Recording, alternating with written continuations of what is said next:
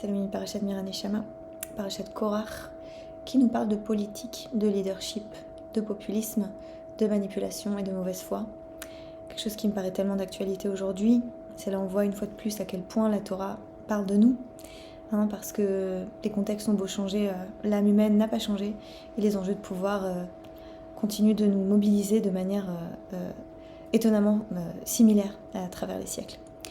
Korach, c'est vraiment l'exemple du populisme. Qu'est-ce que c'est que d'utiliser des arguments populaires, des arguments en apparence raisonnables, voire convaincants,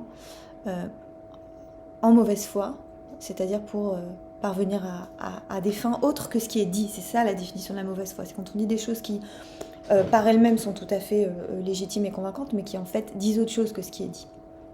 Ça, c'est la rébellion de Korach.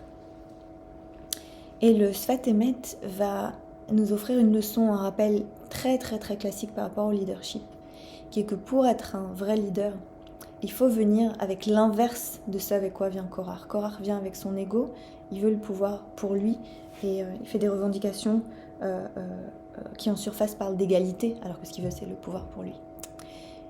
Le Sfat Emet nous parle de Moshe Aaron et surtout de Aaron, et il nous dit, ce qui fait qu'Aaron fait ce qu'il a fait, c'est qu'il est dans le bitoul, vraiment dans le bitoul, c'est-à-dire dans l'annulation de soi. C'est-à-dire qu'il laisse des choses passer pour soi, il accepte d'être un cli, en fait, un vaisseau, un canal pour que des choses passent par lui.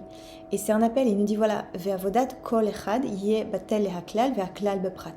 Et qu'en fait, ce geste-là, cet ethos-là d'Aaron, c'est un appel aussi pour chacun d'entre nous, chacun à son niveau.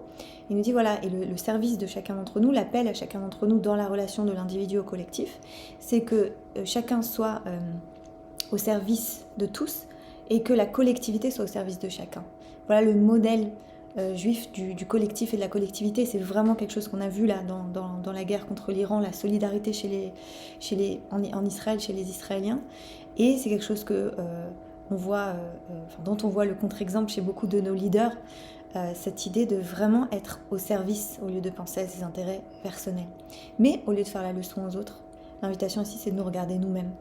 Et est-ce que à notre niveau, chacun d'entre nous, on se donne au service du tout?